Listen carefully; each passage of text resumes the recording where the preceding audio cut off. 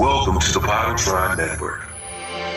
Just Keep Living to me now means I get it. And one of the things about Just Keep Living is that I wanted to have a place where people would feel safe. It really isn't enough to be right. You have to be effective. And you'll learn that the more breaths that you take, the more grace that you're given, the more opportunities that you have to just keep living.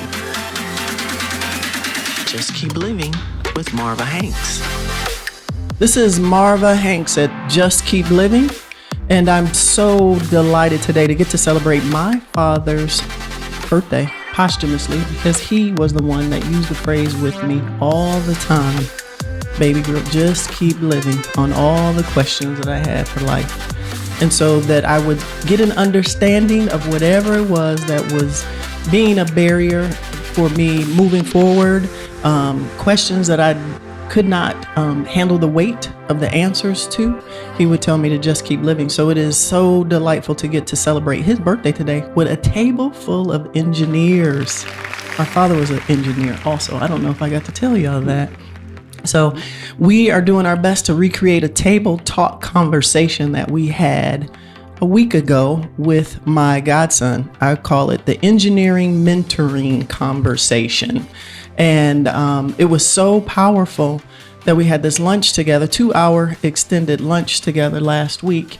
And they were dropping knowledge fast and furious. And I thought how rich and how awesome and how valuable it is. And so I want to do my best in honoring not just my father, but the men at the table today. So learning how to love and respect men is powerful. And I think is under promoted. It's not promoted enough. So with me today at the table, to my left is Coach Corey Grant, Alan Miles, and Edward Chucky Bedford. So thank you guys for coming and making time to just sit at the table and have conversation. The 3 major questions that I had last week, and we're going to talk about it. We span the age gap, is respecting the generations here at the table. We have a 60-something-year-old, a 40-something-year-old. I represent the 50-something-year-old and the 30-something-year-old. But what would you tell your 20-something-year-old self? That was the question that promoted such great dialogue last week. Don't be shy. Jump right in. And as Corey is the young buck at the table, we'll let him go last. We'll let him I appreciate that. go last. So we're going to respect our elders. What would you tell your younger self, Chuck? Well, I guess now I'm trying to think of what I said last week. I guess I would tell myself to definitely concentrate more on what the future I would want to have, concentrate more on how to reach those goals. I think that there has to be some sacrifice, and you have to be careful what you sacrifice and what kind of damage that would do further down the road. So I would say that you need to slow down and figure out what is real, what is not real, and try to get your life in the order to where you want to be, because in my case, I had a strong family background, and now those backgrounds have passed away. So now it's me, and it's having to take what they taught me and plus what I've learned along the way, that I think that I would just take a different view at 20 and think that and just know you won't always be 20. Mm-hmm. Yeah. Because at 20, I think Alan most related to my godson last week. Because at 20, you're thinking you have a whole menu of I got to do, right. I got to have.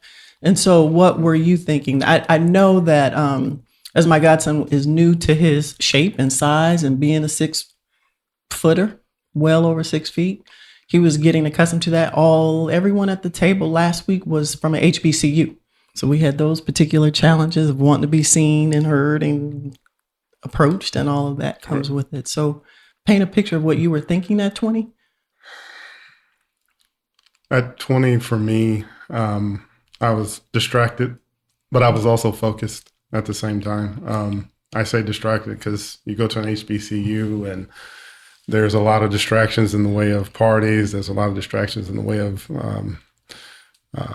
beautiful ladies as well. But also I knew going in that I wanted to start strong and finish strong. So I was always focused on having my own and doing my own. So I didn't want to take advantage of my parents and live off of them. And you know, that was just me, that drive in me. Okay. So, but I guess to go back to something that Chucky said a minute ago was about sacrifice. I think that is key. That's one of the main things that I would say I would embrace further. You know, sacrifice what? I think that came at the culmination at the end of our conversation last week. Right. You were good at, so you guys have already got the things that you wanted at 20, or you can. Yeah, I walked up on Chuck today. He got a big ride. He got a big dream truck. No, that's my fishing truck. Okay, it's your fishing truck. But so when you talk about sacrifice, what do you think? Because it was hard to tell a 20-something-year-old to sacrifice and don't do this now. Well, I think that, like most things, I think that my parents made sure I didn't do some things and things they could control, they controlled. But at the same time, I had to accept the fact that I had to go out in the world, even at that age, and make some choices. And those choices have consequences. So whether the consequences were good or bad, I think when you're at 20, you don't think too much about the consequences. So when I say sacrifice, I mean, you should look at, I definitely would look at learning a little different. If I could go back to 20. Now, you were accomplished. So you were accomplished. So we're talking to a table of some smart dudes. Right. 2-parent households for the majority at the table. Finished high school, academic strong. Math is not a challenge for y'all. No. The math thinkers. No. Y'all are the ones that I'm looking at your paper at quiz and test time. Trying to get the answers right. So how are you're looking at, you would be the prototype for a successful track. So what were some more of those distractions, even if you got distracted? Well, I think that, like Alan said, I'm 6'3". I was one of the tallest in my school. Right. So I made all city, all district. In basketball. And everybody knew me, knew my parents. So I would say it was easy to meet females. Okay. Maybe when I should have been studying, I was out running around and having a good time. And so I think that is you have to do it when you're young. I can't tell anyone young not to. But I think that you also need to know that there's going to come a time that's not going to mean much. That's not going to carry you. And I think at 20, you don't think about it that way that much. You just think, well, where's the next party? Okay. Let's go party. Where are my friends? Let's hang out. And I definitely was living here when I realized that wasn't bringing anything to the table. And I had to make some changes. So when I say sacrifice, I think that I wouldn't tell anyone it's wrong to party. Okay. But I would say that with moderation. Okay. Are you going to add on? Yeah. I agree with what Chuck just said. I would also probably, I wish I had more of a financial acumen when I was 20 or was striving to get that. Okay. And understand that better. Just understanding business overall. You as an engineer, it's all technical, but there's a large financial side to it, whether it be professionally within your career or just understanding how the company you work for, or if you decide to go be an entrepreneur, how that works, and then how that relates to your personal finances. I wish I would have really leaned in more on that aspect of so like first steps being what?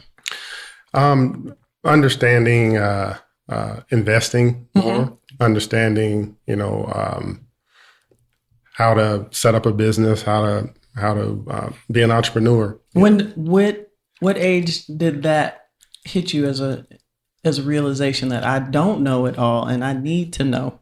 How old were you when that epiphany came? I would say around 25. Okay. Is when That's it kind of pretty hit. quick. Yeah. Yeah. Because at the time I got married when I was 25, and then everything kind of came in the focus of how much I didn't know, even though I thought I knew a lot, Right. you know, and that's just as a part of maturing as a man and gaining more knowledge. But once I started seeing how things worked in corporate America and just in gaining more understanding from, you know, I'm a young man trying to be a husband and a head of household, and you know what all that means in life. You know, those are the things that I felt like I wish I would have leaned in a little bit more on. Okay. However, it wasn't too late. Right. It's never too late. Yeah. So it's never too late to weave in the good coach Corey Grant. And he's that age demographic now. He is that age demographic that has lived life, done some things, accomplished some things, and has is in a season in his life where he gets to reimagine. Okay. So is that a good start for you, Corey? So as we met this week for the first time, you were moved when I was telling you about the meeting that I had with these guys and the conversations. And it was almost like, I wish I had been there. Exactly. So you get to be here. Look at the Lord loving on you. We're recreating this for you. Thank you, Lord. Yes. So what are some things just that you wish someone had told you, and a little bit about the season in your life where you are reimagining? You've had much and you're reimagining yourself. Ooh, I wish they would have taught me balance. Okay. Balance would have been, you know, the best thing in that situation, as being a person that's had a lot and had a little. Mm-hmm. And how did you get a lot? I didn't want to tell your story, but you tell it. So developing an app to combat money operators such as Western Union, PayPal, things like that. So they exploit people wanting to send money to their families in other countries and things like that. And so my way of building something to go against that was offering flat rates, no matter how much it was, partnering with Visa. So actually building a new credit system based off what I learned in Germany. So it wasn't all race, background, zip code. It was, you make this much per month, we know you can afford this much without going into debt. And so that's how I, you know, sort of came up. And things went sour just because now I'm in a whole new ball field. So you got Chase, you got Bank of America, Corporate. all these big institutions. And it's like, no, sir, you can't come up here with us yet. So knocking you back down, you kind of had to learn that it's easy for someone to elevate and keep trying to go, go, go. But how do you take those hits? And I think that was the biggest thing for me as far as learning balance, you know, learning what depression was. Me growing up, my dad, no. Depression didn't exist. You better not be sad. You better not cry. The boys don't do that. And I'm raising a young man in today's world. So emotion was a thing for me that I never knew how to deal with. Okay. So then we have the dichotomy of the two-parent household versus the single-parent household, and how that colors your world and your perspective and your experience. But I admire your non-traditional path to where you are. So tell us a little bit about your high school, your international experience, and what you're doing, your passion now. So high school, like Chucky said, everybody knew me. I'm from a small town, Temple, Texas, and played ball, and I got hurt. And so when I got hurt, as I was saying earlier, I was like, hey, it's time to focus on something else. I got to use my brain because this isn't forever. Mm-hmm. And so I'm thinking I'm going to Florida, do international business in Miami. And my dad's like, you better rethink that. So he made me take the ASVAB, went to the Air Force. And my first duty station was Jersey. I was in Fort Dix, McGuire Lakehurst. And I was sitting in my dorm room and I'm like, hey, I'm looking at real estate and I'm learning. And I'm like, man, they got these MLS systems, you know, for Zillow, Trulia, all these companies, but there's no international, you know, system. So my dad has always taught me programming. So I get this list and it's like the number one sales agents in the world. And I'm like calling or the US, excuse me. And I'm calling the list, and I'm like Will Smith in Pursuit of Happiness. I'm like, I'm going to the top one. I don't want to see these bottom ones. I want the top one. So I call this man, and he's like, you got 5 minutes, go. And I'm sitting on the phone like, sir, I'm 19 years old. I'll call you back. Thank you. Boom. And from that moment there, I was like, time is important to people with money. And so started building that. Didn't work because I got shipped to Germany.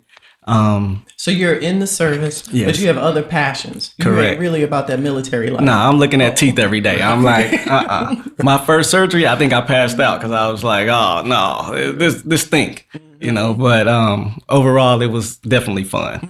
So and so your job per se while you were in the military was what? Dentistry. So Okay. you go from dental assisting to a hygienist, and then you go more admin. Okay. So started when I finished the military, I was on the hygienist side. Okay. So looking at teeth was fun, but too repetitive for me. Okay. I need to learn.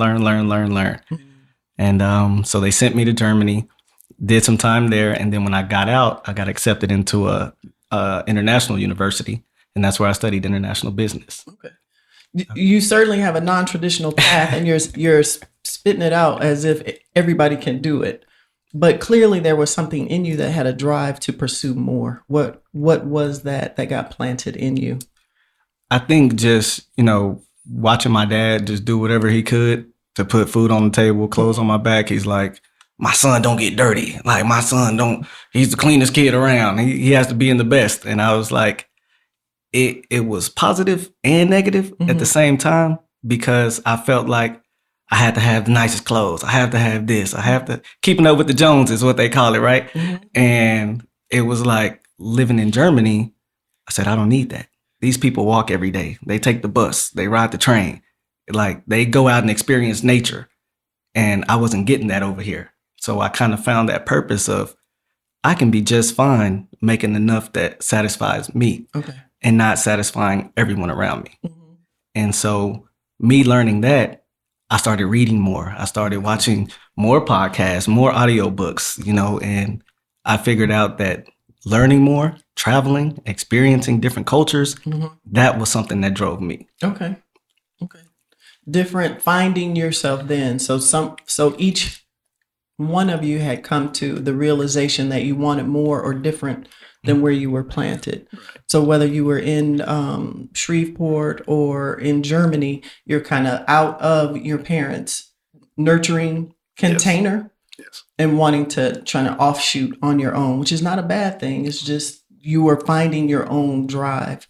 I know that you spend a lot of time teaching kids what you know. Now, how did you come to that realization?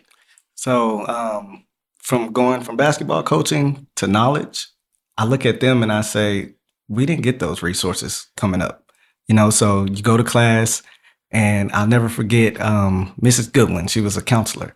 And I was lazy. That's one thing my dad hated. I was lazy. I thought I knew it all. So didn't know it all.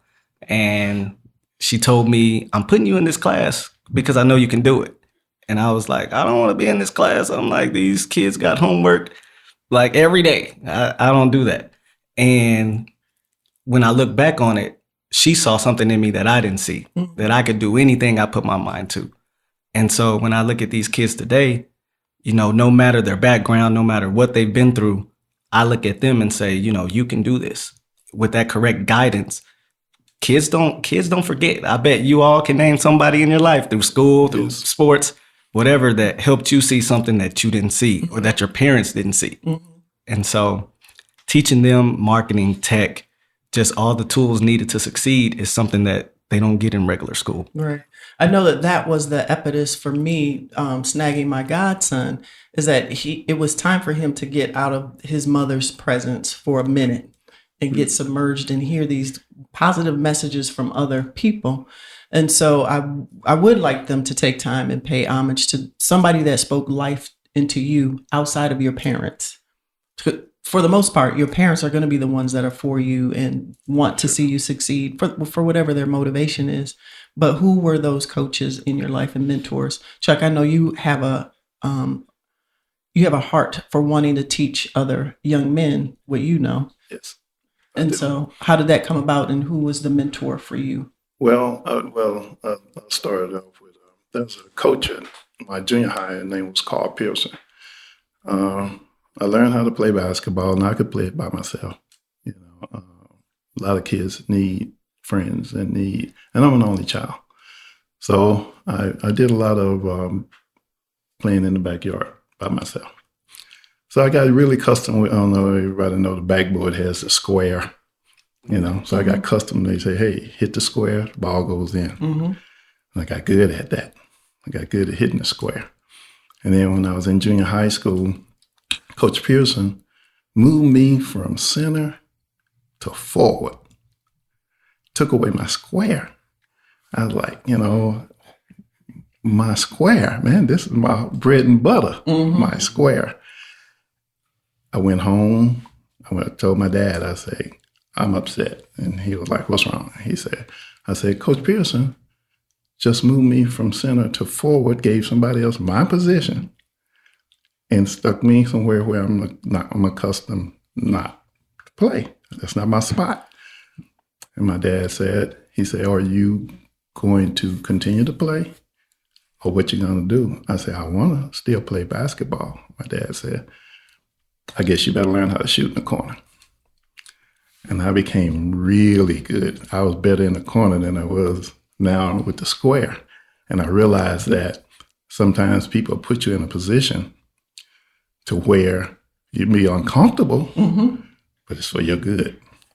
So I guess now when it comes to my mentoring to other kids, or anybody that I'm willing to pass what I know on to, is because I want to see people succeed. I want them to see, I know we work with SolidWorks. A lot of people don't even know what SolidWorks is. That's in engineering, but it's a powerful software.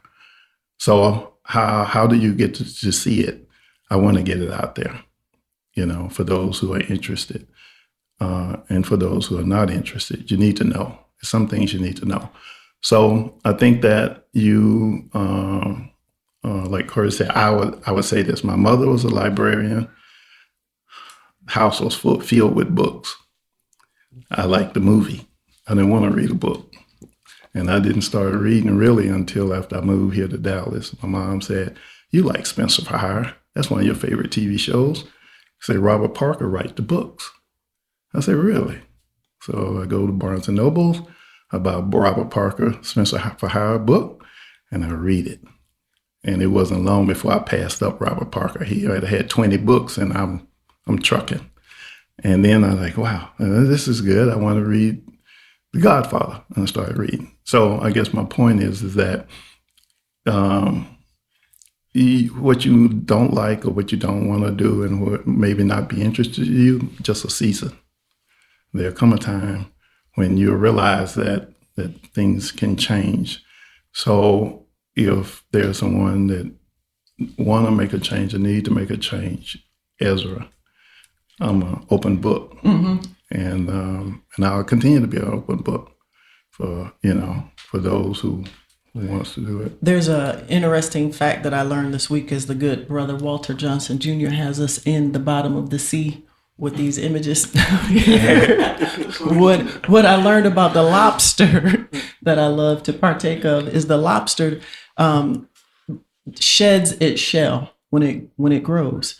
So it has to go. The lobster goes under a rock to hide, and then it recreates and has to grow another shell at each stage. When you get to that 2.5-pound lobster, there was a lot of shedding of shells and uncomfortableness. So growth doesn't happen without becoming uncomfortable. Right. So what I hear you saying is that's a natural progression and a part of life that we need to understand and get comfortable with. We don't have to be afraid to do that. Right.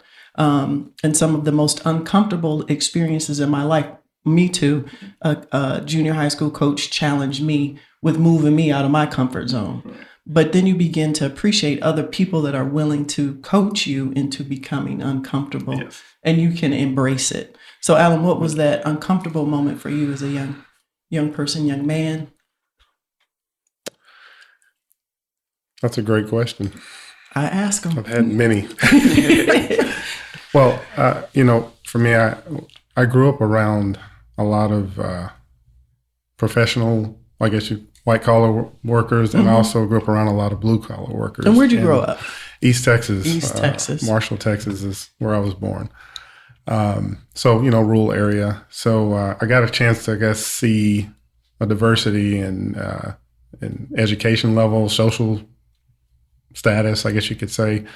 But which I felt like that balanced me in my view of the world, and I could learn something from anyone. So my parents were highly educated, but I had other family members that had never been, to past high school, but they all had values and they all kind of understood the world in different ways. So for me, it was always looking and watching, seeing what mistakes were made by them at whatever level, and trying to steer my life away from maybe the mistakes. You're still going to make mistakes as you grow anyway. That's just part of maturing and getting older. So that's, for me, I never really had outside of my parents, specific mentor, but I had a lot of good people around me that I listened and watched and observed, and I still do that today. You still look for those people today? I do. I think it's important to surround yourself with individuals that have some of the same interests, but also get you to think outside the box, if you will, and kind of reevaluate what you think you know or what you think you've done. But always try to stay humble and try to listen more than you talk.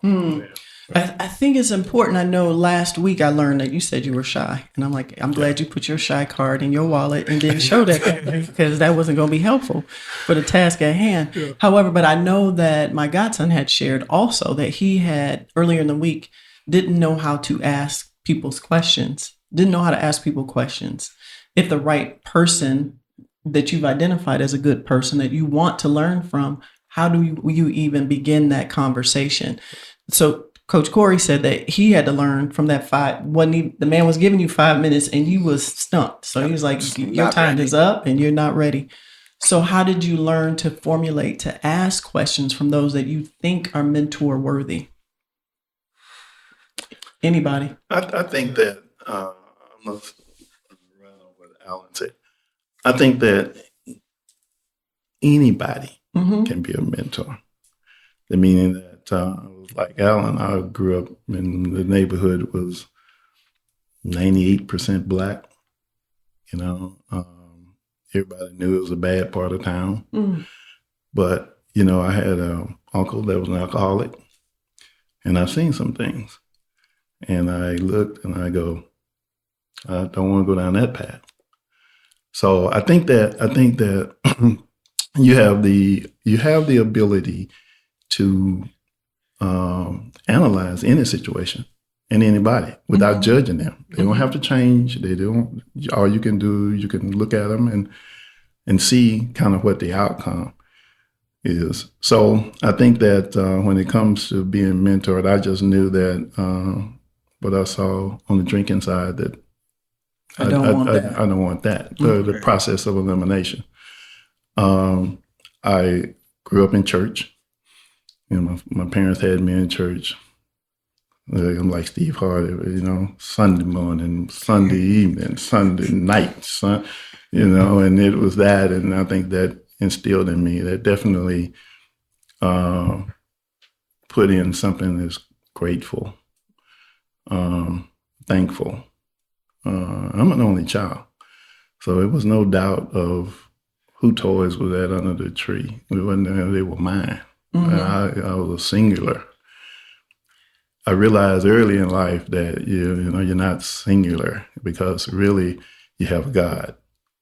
So it goes from me to we. I have this thing that I keep in my head. I say, God, it's like a math problem. So 2x equals, if I say 2x equal 8, you say x equal 4. If I say 2x equals 10, and then X equals 5. What I learned in that is that 2 is a constant. Okay? So to me, God is my constant. If I don't like the outcome, the variable has to change, and I'm the variable. So I carry that with me, and I told it to my kids. I say, if you don't like what the outcome is, You're the variable. you're the variable. You need to make some changes. And even when it's just X equals something, the 1 is still there.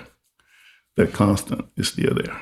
So when it looks like God is not with you, God is always with you, whether you see him or not. So that's me. I'd like to go back to something you said, Marva, a minute ago. And it's interesting. Several years ago, I said this. I was all into training, weightlifting and things like that. You can't tell anymore now because COVID happened and I lost every little bit of gain I had. But when I was going through that, I guess, process of, I don't know what I was doing. I was just training, bodybuilding, I guess you want to call it. But one thing I used to just kind of think about growth, whether it be the gains I would get in the gym or professionally or personally. One thing that I came to realize is you talked about growth. So you have to learn to be comfortable with being uncomfortable. Yeah.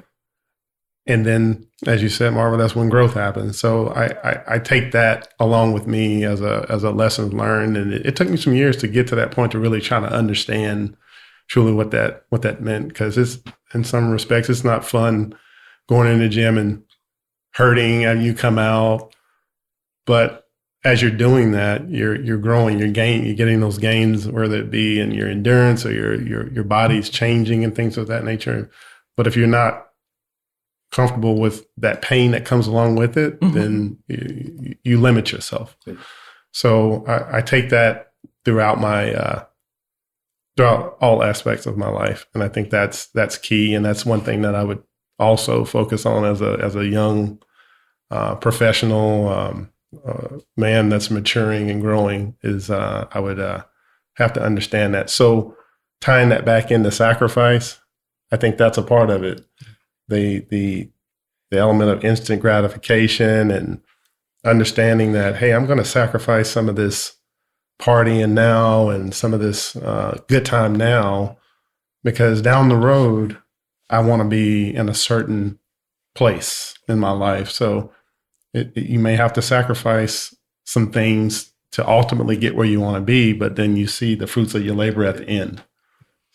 So talk about that, because I know as someone at the table is reimagining the season in their life. What was an uncomfortable situation for you guys professionally, if you would speak to it? Uncomfortable in a professional manner. Okay.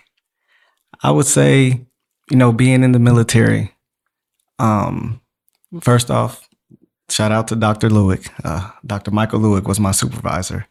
And I would always clash with, so he was my secondary supervisor above my primary supervisor. And my primary supervisor would always bully another airman. And that didn't sit well with me. I can make jokes all day, but you're not going to bully someone who isn't going to defend themselves. You know what I mean? So in the military, you kind of don't speak up against that. People don't speak up and, you go through the chain of command, this procedure. No, I'm going to tell you, you're not going to bully him in front of me. I don't care if you're my supervisor or not. It doesn't work. And now I got colonels and chiefs and everybody.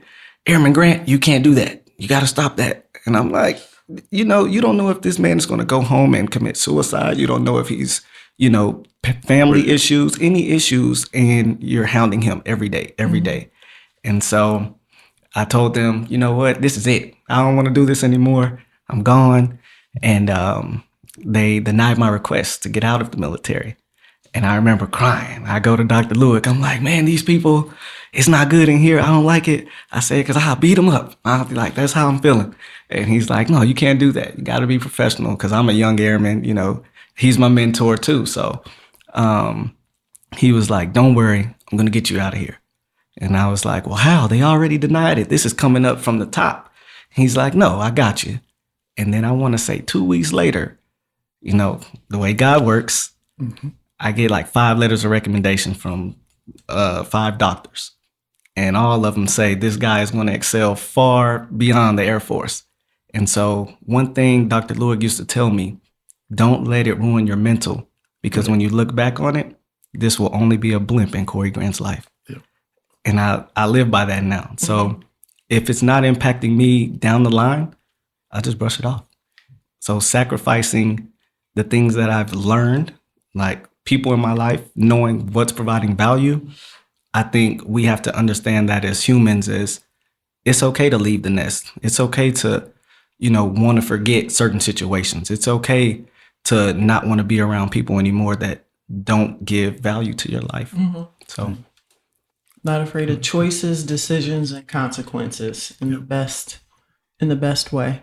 We talked about learning from situations, good or bad. So as Chuck had brought up, you can learn, I will say, you can learn from a fool what you don't want to do. But then also, as I haven't heard you guys say, and I know that you can learn through osmosis and through watching, but giving words. My husband has a challenge with using your words when you're trying to ask questions from a mentor, when given the opportunity, when the opportunity presents yourself, and taking the risk to say, I don't know about finances.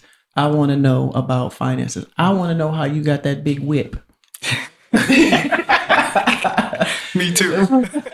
You're listening to Just Keep Living with Marva Hanks. Right. So how would you formulate that?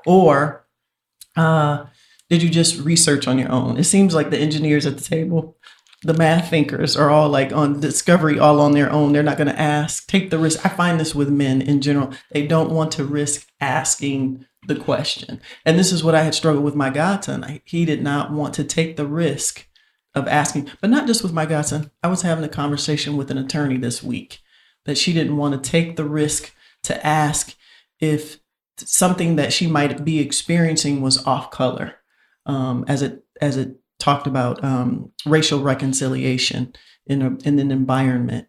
And she didn't want to take the risk to ask if it was appropriate or not appropriate. But I find that people don't want to expose what they don't know. And I think I'm built a little bit differently. So I don't mind being exposed because I want to remove ignorance as quick as possible. But how do you do that? So I asked you to remember an uncomfortable professional situation, and thanks, Corey, for that you had to get through to get to where you are. And I will share just a testimony as you guys are getting your thoughts together. During COVID, our family is in the sports business, and COVID had to figure out how sports was going to carry on in contact sports when you're in this pandemic and they're shutting down. There's nobody in the stands to pay for tickets and revenue and all that. And so in our household situation, my husband was going to be asked to work on furlough. And furlough means you're working for free until they figure that out. And we're like, Lord, I know you don't want that for us. We don't. And learning my spouse and learning to take it to the Lord, Chuck, because I'm the variable. I know the kind of person he is. So he didn't need coaching from me. No. He didn't need coaching from me. So I had to journal that out. Like, Lord, you know the kind of man he is. You know our bills, Father. So you know what we need. And in a meeting of 100 people virtually, a gentleman had looked at my husband on the screen and said, I forgot to tell him I put his name in the hat for my job, for my position, because he was going into the tech field. He was leaving sports and going into a startup company. That job opportunity, when I took that problem to the Lord, turned out to double his salary, make us whole from what we were making in the NFL. I mean, I might have to run around the studio. Y'all don't understand how good he is when I understood becoming a student of my spouse and knowing what was going to be helpful for me. Words from me were not going to be helpful. That I knew, because I was going to come at him with a whole bunch of, you need to call this person, you need to tell this, you need to tell your boss, kids, all the disrespectful stuff, which I just needed to journal that out. So words from me were not necessary. But is there opportunity from our men when you need to speak up when opportunity arises? What does that look like? I don't know. Plus, you have me thinking. I started in engineering at 17. I wound up having a black supervisor. Once again, I tell you I was from Black a town. black town, Cooper Road. And I noticed that he was smart.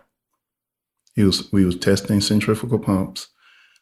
When everybody thought a pump wouldn't pass, he knew what to do. And I think as a kid at 17, I kind of clinged to him. It's not so much that I had to ask the question as much as it was pay attention, and I was in awe. West Davis, his name was Westo Davis. And so when I learned real quick that you can be put in situations and that you have to know something. And I think that when you say ask this question, I think I've gone through life and my questions, I think God has put people in those spots and he expects me to pay attention. And so my questions get answered by watching them. These are my mentors, and they can change. I go home, my parents are my mentors. I go, my grandmother's my mentor, and my parents, they're the ones with the strap, and they keep you within certain guidelines. You learn certain things. But I will say that at 17, I was calling everybody Mr. and Mrs. And so now I go to a pump company, 17 years old, senior in high school, and all these older people are working. And they say, hi, I'm Jim. And I'm not used to calling no one By their first name. By their first name. Everybody's Mr. and Mrs. That's what my dad taught me.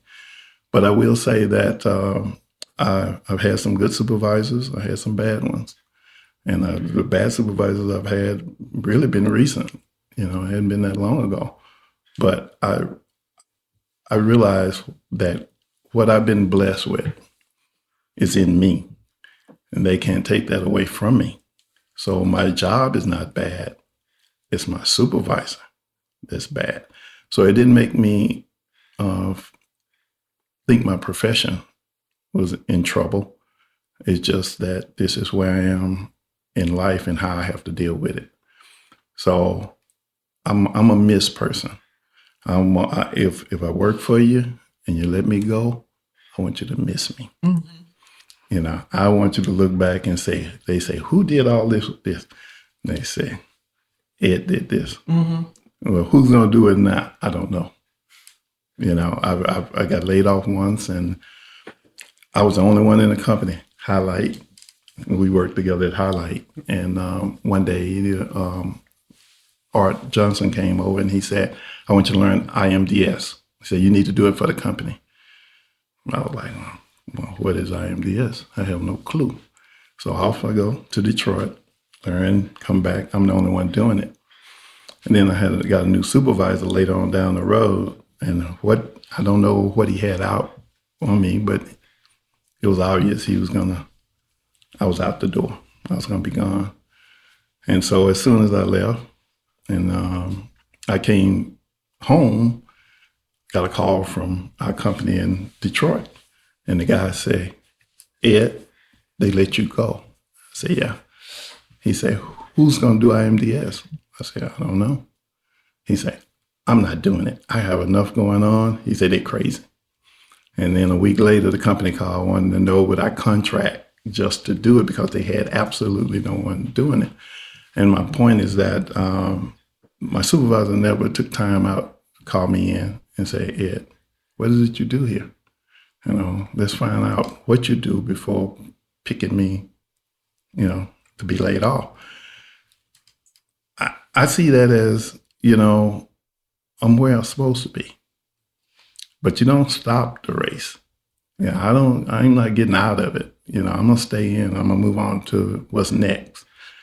And I think that when things like that happen to me, I had been at that company 23 years and they let me go. I told a friend of mine, I said, I feel like they're going to let me go. We were working together.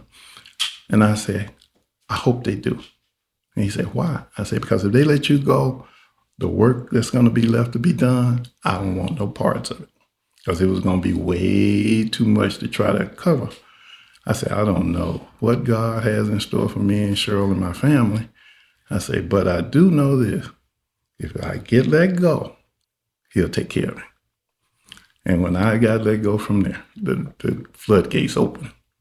Of opportunity? Yeah, opportunity. Okay. I mean, like I said before, I worked for Allen. I worked, as soon as they let me go, I self-taught myself SolidWorks. I self-taught myself SolidWorks, and I self-taught myself a little Pro E. And then Halliburton hired me just on the fact that I knew SolidWorks. Mm-hmm. And from that point on, I mean, I was making more money. I had more opportunity. And I think that when we talk about mentors, you must put God first, because he's the coattail. That's who you're riding with. And after that, he'll put people in your path. And I will say this, the bad supervisors, he put in my path for a reason.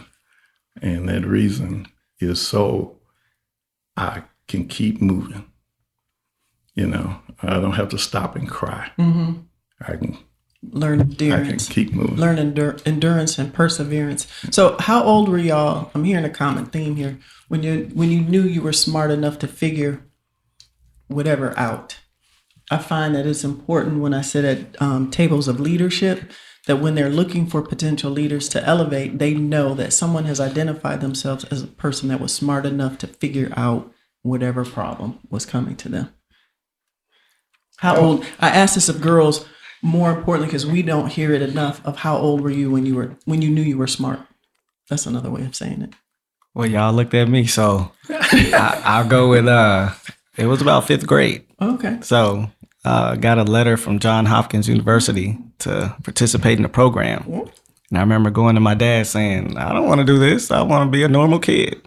So play the viola, play basketball, do my theater, and go home and play video games. That was it. And he was like, well, if you don't want to do it, we ain't doing it. And I said, okay. But at that point, receiving that, I'll never forget, it was a magnet school I went to. And they had a guy come talk to me and 2 other black boys. And they were like, you know, you guys are super smart. I'm like, I'm smart, but these guys eat spinach pizza. To me, that's different. Now I'm older and I'm like, spinach pizza's good. But I said, you know, just knowing that I never got home. I never got help on homework, never did anything as far as asking for assistance. So I was probably forging my dad's signature 3rd grade, like, oh, Dad, I've been slacking 3 weeks. You can't see this progress report. I'm getting the whooping. So I'm signing it. Smart enough to hustle. Yeah. So, and I think that's what he hated. It was like first 3 weeks, I'm not doing no work. I know how to calculate enough to get this AB honor roll, and I'll work my butt off these next 3 weeks. And just doing that, I kind of felt like I wasn't able to accept anything from anybody. So if you tried to tell me something, I was like, well, I already know it. I'm Einstein. So all these Harry Potter books I've read. All these books I've read. And that's another thing that hindered me because I couldn't accept new knowledge coming from a person. If I didn't read it, if I didn't learn it myself, it wasn't true. So I think it was early. And then you get the things from your family. Oh, you think you're smarter than everybody. Oh, you this and that. Or one of the sayings that I dislike the most is you act like a white boy. And to me, it was kind of like, which I'm pretty sure, you know, they probably experienced it too, being smart, is they didn't associate that with me being black. So it was like, do I have to be another race for me to be smart? And yeah, that was kind of it. For me, I never really thought I was smart. I was driven, and I always kind of, for me, it's what I lacked in natural ability, I made up for with discipline, is how I achieved, I guess, what you would call success. And I still am driven that way today. Now others may say, well, Alan, you are smart. Well, that's just me. And it's not that I don't have confidence in myself. It's just that I know there's smarter people out there, but I do know my capabilities and I do know what I bring to the table. And I know what you can't take away from me because I've gained that knowledge, that understanding, and I'm not afraid to step out of my comfort zone. So, with that, I just think that discipline is key. I've been in leadership for most of my career, and I feel like I excel at that, leading people. I have engineers that have much more experience than I have that I feel are way higher IQs than me. But what they lack, I make up in leadership because I have this highly intelligent group of engineers that I'm leading. I don't have to know everything. That's why I hired them, to be able to do that. Now, how are you going to coordinate these geniuses to work in one accord to get the job done?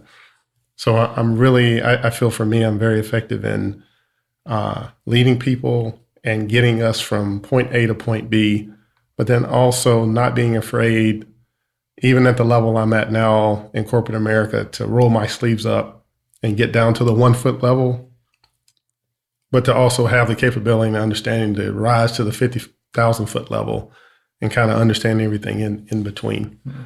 I would like to go back to something. I want to give an experience about, you asked about being uncomfortable. Ed's probably not going to remember this, but I remember it like it was yesterday.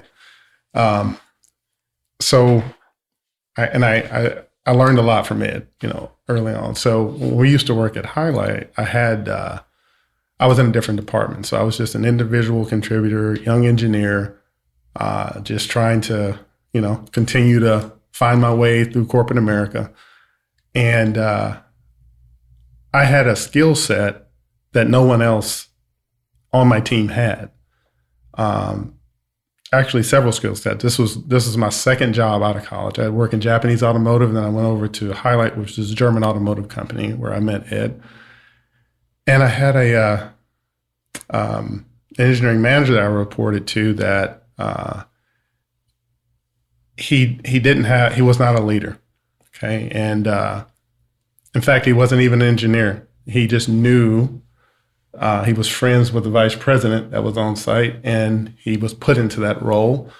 And he was nothing more than somebody not even a boss, I guess if you want to call it. And me being driven, I used to do things that had never been done at that company before in my department, and I was getting things done, But it was never enough. And he always tried to find something wrong. And one day, and I can get along with anybody. I don't care where you came from, what you look like. But he decided that he wanted to raise his voice at me. And if you know me, it takes quite a bit for me to get mad. But he made me mad. It's just something clicked in me that day, and I was like, because I had been working, I never forget it. We were working on a manufacturing line to improve the output of the line for General Motors. They wanted more cam phasers. So I remember sitting in that building. The whole facility's dark. I'm the only one in the building, and I'm sitting there programming a $500,000 machine from my head. And this was on Christmas Eve, on Christmas Day. I was in there. And the only thing he could say when we came back in January of that year was, "Why is this not done?" He had no clue I had been sitting there till 2, 3 o'clock in the morning, programming and going home and coming back, working 15, 16-hour days. Nobody knew that, but I wanted to get it done. So he yelled at me that day in that office, and it infuriated me. And I don't know, something, that connection with God, because I think that's the only thing that honestly kept me from going across the desk. That's how upset I got. And, I went out of his office. I said, you know what? I got to go. I have to get myself, calm down. I went upstairs because we went all the way upstairs to the engineering department. And Ed was, I think you were in the document room at the time. Remember the file campus and stuff? And you saw my face. And I remember you saying, what's wrong? And Ed is the only reason I would have to say to this day that I didn't do something that I shouldn't have done. It probably could have steered my career. We would have been reading about you on the news. Yes. And he said, Alan, he said, just calm down. That's how that person is. Don't let him, drive you to do something that, and I never will forget that. So I don't know if you even remember that, Ed, but I remember it vividly. To speak an encouraging word at the right yes. time. And, that brought me down. He talked to me for about a half hour. I finally calmed down. And then I approached the situation differently. And I ended up, going to the vice president and pulling them into the office and using my words versus my hands. Mm-hmm. And so that was an uncomfortable situation, but that was an opportunity for me to be taught something. How do you, emotional intelligence, how do you control your emotions differently than maybe you have grown up or than you have in the past? And how do you apply that in your professional life? Mm-hmm. And that was one thing that early on for me, it clicked. I said, I can't handle this in this way. I have to rise above it. And I cannot let somebody have that kind of control over me mm-hmm. and get me to react in an unprofessional way. So even though the experience was very uncomfortable and, with the help of Ed, someone that was more wiser than me was able to help me with that mm-hmm. Through his experience, it was a learning experience for me at the same time, even though it was uncomfortable, sure. But I've had many more. I'm sure. I don't want to assume that you guys were the minorities in the Big workplace. Time. That was my next statement. Yes. Yeah. My next statement was that. And so handling yourselves professionally in those workplaces is key. Yeah. Emotional intelligence, I know, is key. The same in my husband, minority, and there's less than this in his position across the country. I wanted to, and this was a question from Ezra when I texted him and let him know we were getting together today, my godson. And his question was about the 19-year-old wanted to know how much money you make. Marva's going to clean it up and say, how much money does everybody, that's the 19-year-old. But I would say, how did you define success at 19 versus how you define success now? Excuse me. I would say at 19. Was there, so let me add this also, was there a number that you had in your head at 19 versus achieving that, accomplishing that, and or morphing how success is defined for you now? Well, I guess if we're going to talk, salaries, I've always found out what my position paid, and that kind of was a driving force too. So we all know about the ceiling. And so if you want to go beyond the ceiling, I always felt like you need to know Speak to the ceiling. Yeah, you're going to have the kids that. Okay. Okay, I'm sorry. If you know you're at the top of the pay grade, you're making all the money you can in the position you are in. Now, as a youngster, I found out, well, I am a technician 1. I say, well, what's the difference between technician 1 and technician 2? Well, there's a little bit more responsibility and there's a little bit more money. I say, oh, so if I keep changing, the salaries keep changing. So I think that when it comes to where I was then, where I am now, I realized that it all boiled down to knowledge. What do you know? I tell my kids, I say, you don't ever stop learning. You can't straddle a fence. You either pushing or you getting pulled back or held back. So tell Ezra that all I can say is that he needs to know where he wants to go and know where the beginning is.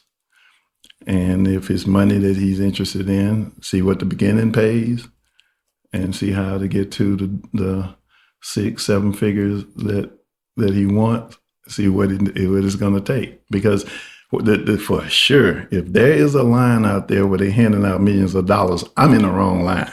Because if they just giving it away, then that's one thing. But I have not found out where someone has just say, give me stuff. Mm-hmm.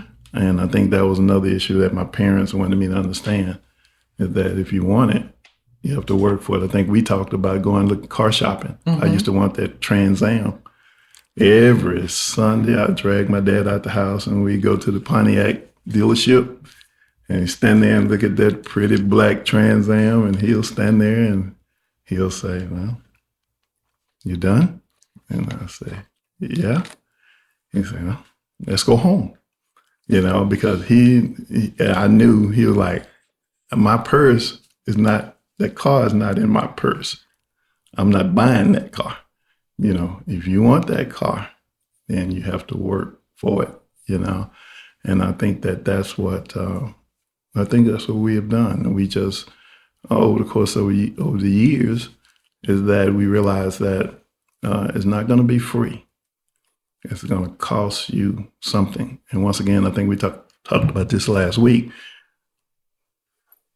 What is going to set you aside from somebody else?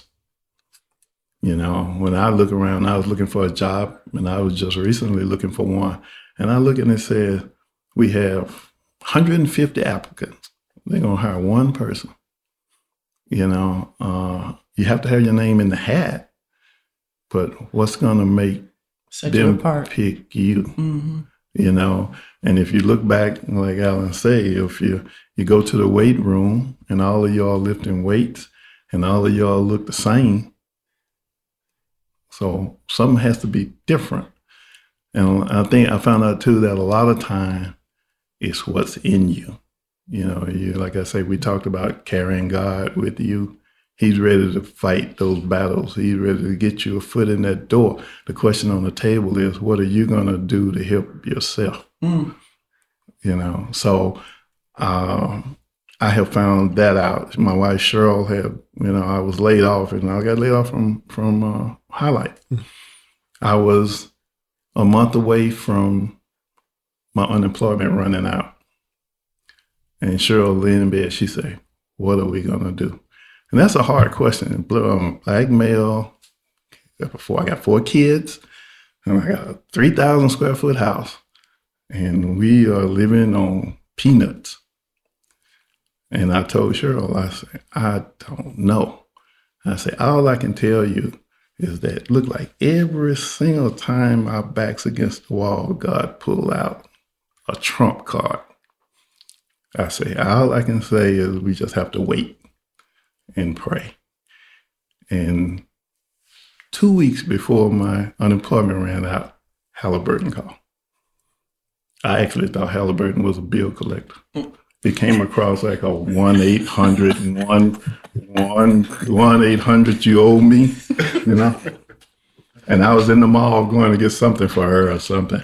And I said, I'm going to answer this one because I'm tired of these people calling me looking for money I do not have. And I answered the phone and they say, I'm calling from HR Halliburton.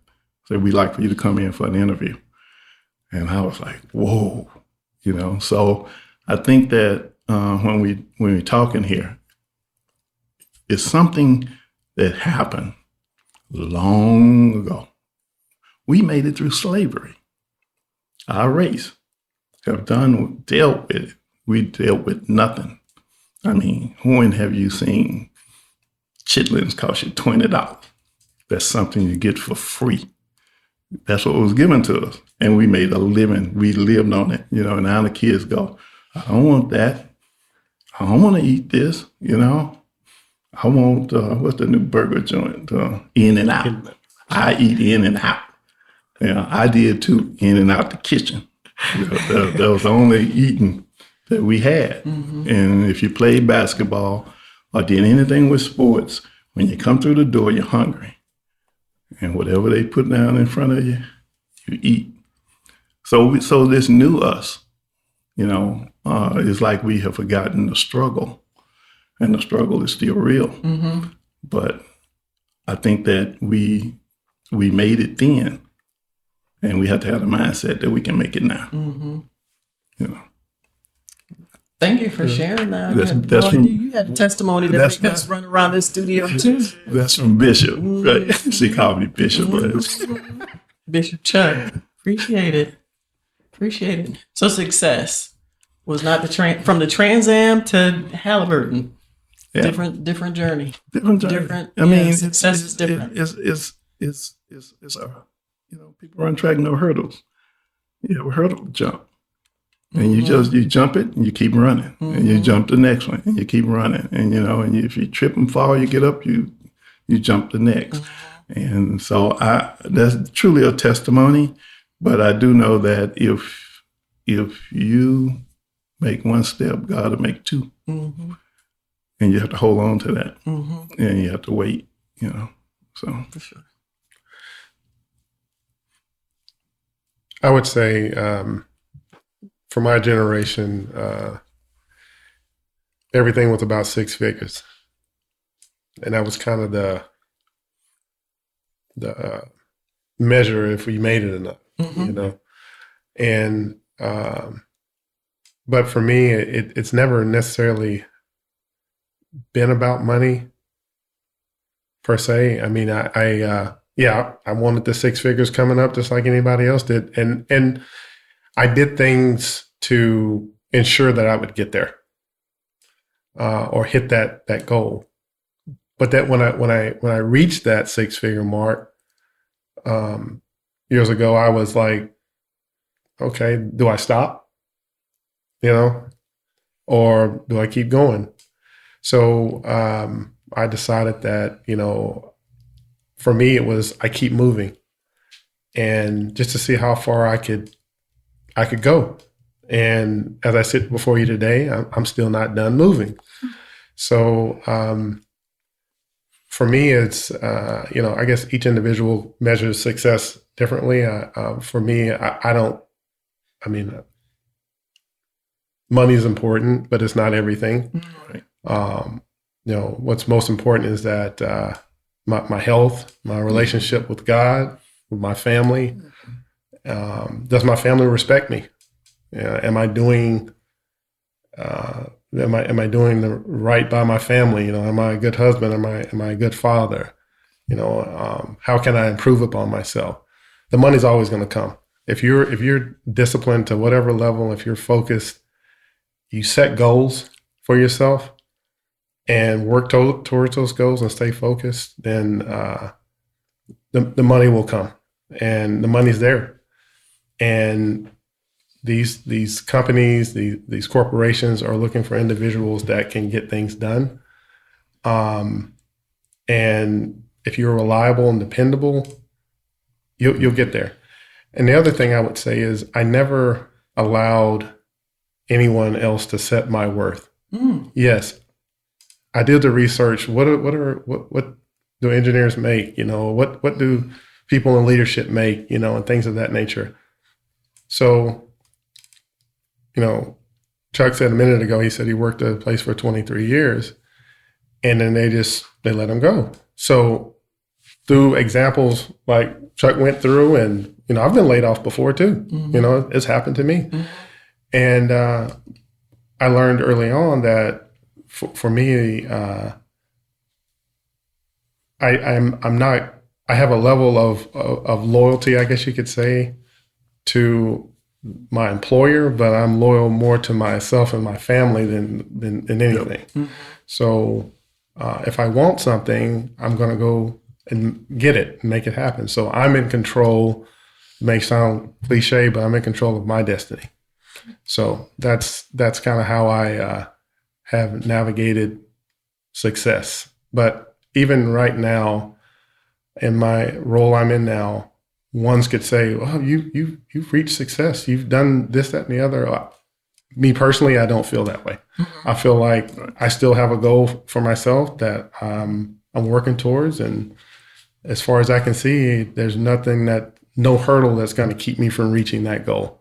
And I may even surpass that goal, because the goal where I'm at today, I set this goal 10 years ago. Okay. And I kept working through it.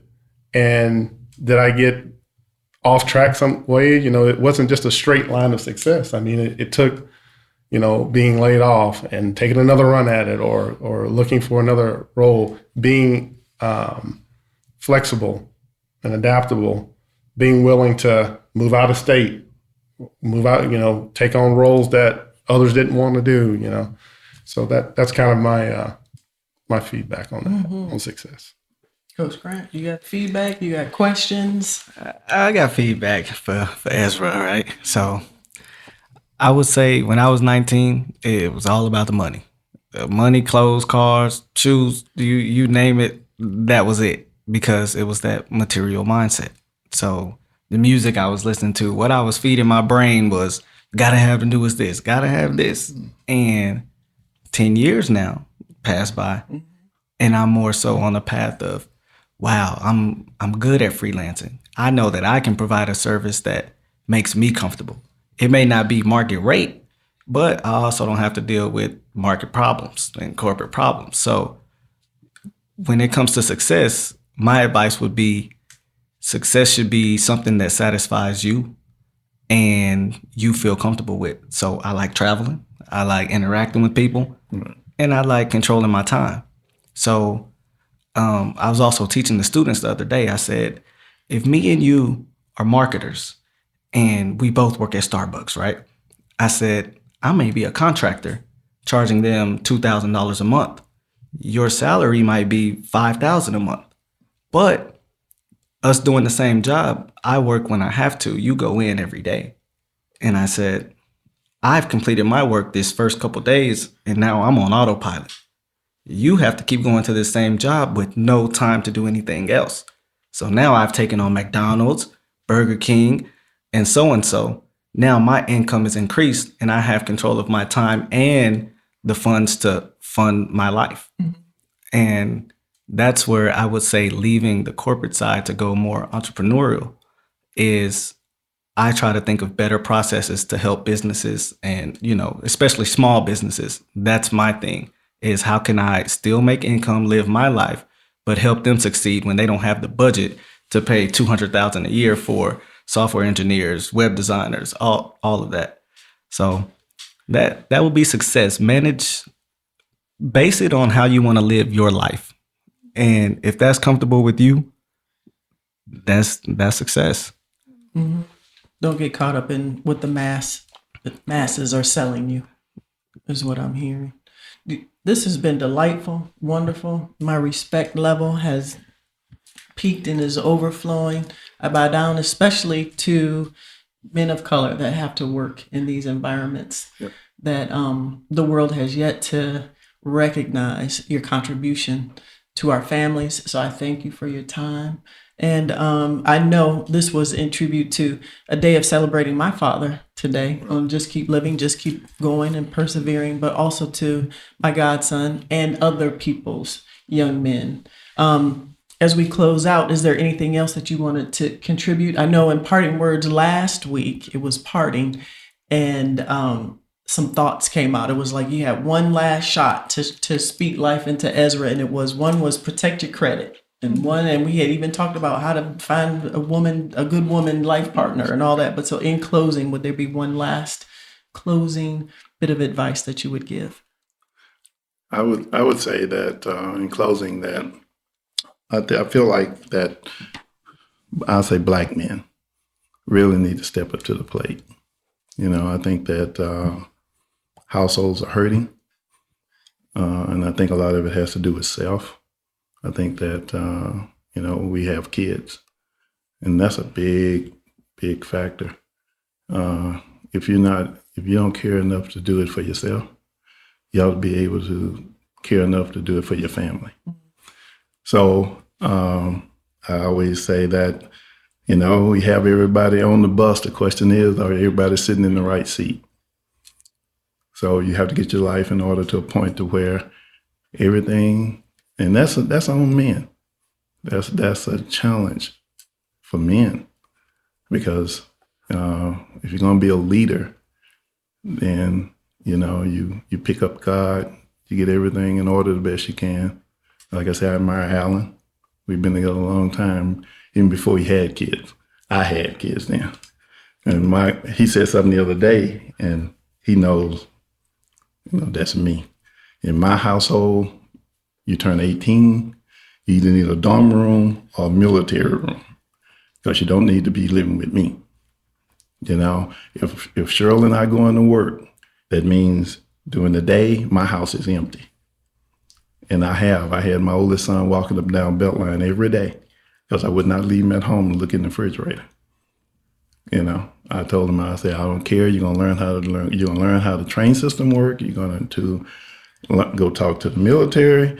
And every day I get up at 5, 6 o'clock in the morning, I go to Halliburton. You're going to get out of the car. I see you back here at 5. Where you go, I don't care. You just cannot stay at my house all day.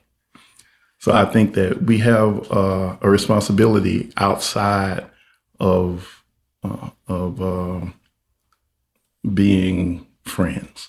I think my shirt I gave Marva said, children need our leadership, not our friendship.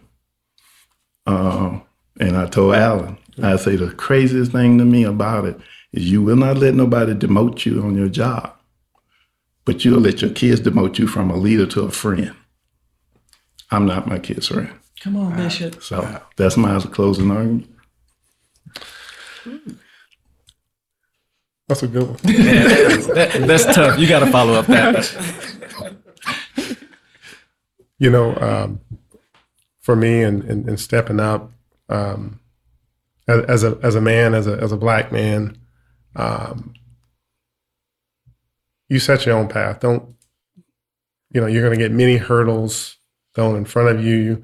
Some you know about, some you don't even know about, some you're not even aware of it's happening. And I'm sure that, there's things that have happened professionally to me to try to sway me off of my course or being focused. That doesn't matter to me, because I'm staying focused on where I want to go. And I know it's going to be a bumpy road. It always is. It's never smooth. Stay focused, stay moving forward. But one thing I would like to leave is, and as I sit here today, and I've come to realize that, enjoy the road. Don't be so focused, because I've been hyper focused to where I look up, I reached my goal, but so much time has passed by that I kind of forgot to enjoy the milestones along the way. So I think that is important, to take time to reflect. Don't be so busy and so focused that you forget to truly enjoy the small wins along the way, because you're going to appreciate it more when you hit that big goal that you set for yourself. So that's what I leave. That's good wisdom. Like that. My piece of advice would be, just know that helping people helps you. And I say that in a manner of, you never know what you can do for somebody and what they could do for you. Just always have good intentions and everything will work out. So I didn't get where I am today without helping people.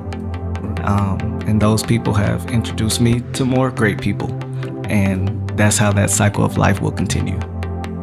And so we thank you for this opportunity, the hospitality of the good brother Walter Johnson Jr. and his sidekick Isaac. We thank you. And we're closing out on this episode of Just Keep Living on Potatron Network. Everyone at some point in their lives will have to settle the matter of disappointment, whether in people or circumstances. Choose to receive His grace to influence your next step. Just keep living with Marva Hanks. Sign up and be a part of the team. Be a Potatron at Potatron.com. Thank you for listening to Potatron.